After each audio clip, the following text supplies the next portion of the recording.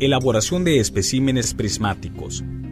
Los especímenes prismáticos de concreto se emplean para determinar la resistencia a la flexión. Para elaborar los especímenes prismáticos se debe contar con el siguiente equipo: moldes metálicos para vigas de forma rectangular de 15 por 15 centímetros de sección transversal, con una variación máxima de 3 milímetros y una longitud mínima de 50 centímetros con tolerancia de 1,5 milímetros. Varilla para compactar concreto, la cual debe ser lisa con una o dos puntas semiesféricas de 16 milímetros de diámetro y 600 milímetros de longitud. Cucharón de 1 litro o litro y medio de capacidad. Mazo de hule de 600 gramos más menos 20 gramos.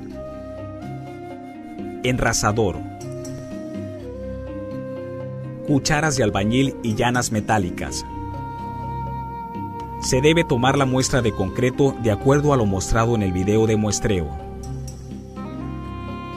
Notas importantes. Para la obtención de especímenes prismáticos siempre se debe determinar primero el revenimiento.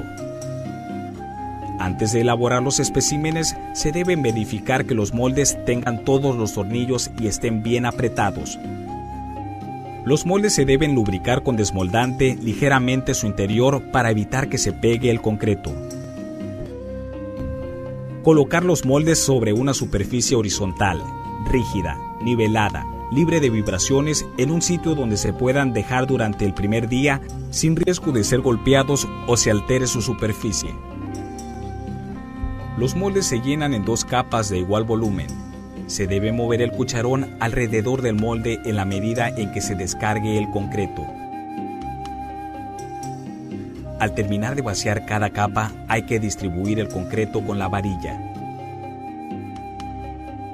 Cada capa se debe compactar con el extremo de la varilla con punta semiesférica, dando una penetración por cada 10 centímetros cuadrados de superficie del molde, es decir, 75 penetraciones para moldes de 50 centímetros de longitud. Se varilla la primera capa en todo su espesor. Se distribuyen las penetraciones uniformemente en toda la sección transversal del molde. El varillado lo debes de realizar en 5 líneas de 15 penetraciones cada una, sobre el lado más largo del molde, iniciando en un extremo y terminando en el lado opuesto. Después se debe introducir y sacar repetidamente una cuchara de albañil u otra herramienta adecuada en la zona de contacto del concreto y el molde en su perímetro. Las oquedades en el concreto producto de la compactación se deben eliminar o cerrar golpeando las paredes del molde con el mazo de hule de tamaño y peso adecuado. Al llenar la última capa se debe poner concreto en exceso para que el molde se mantenga lleno al terminar la compactación. Al compactar la segunda capa, la varilla debe penetrar 1 centímetro en la primera capa cuando el espesor de esta sea menor de 10 centímetros. Después de que cada capa se ha varillado, se debe introducir y sacar repetidamente una cuchara de albañil u otra herramienta adecuada en la zona de contacto del concreto y el molde en su perímetro.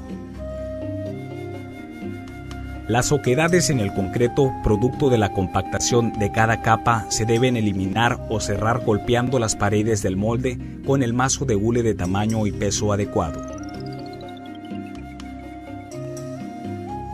Después de terminar lo anterior, se utiliza el enrasador de metal, con el mínimo número de pasadas para lograr una superficie plana y uniforme que esté a nivel con las orillas del molde y que no tenga depresiones o promontorios de más de 3 milímetros.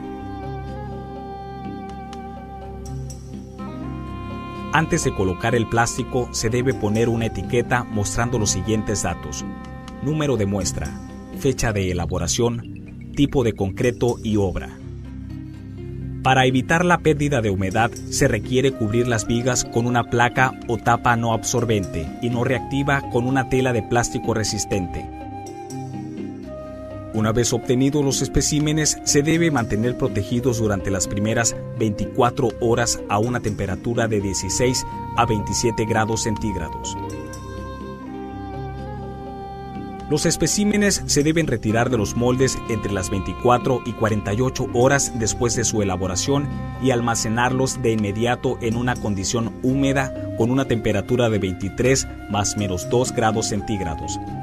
Antes de realizar las pruebas, se deben almacenar en agua saturada con cal por un periodo mínimo de 20 horas. Los datos de los especímenes elaborados se deben registrar en el formato F01.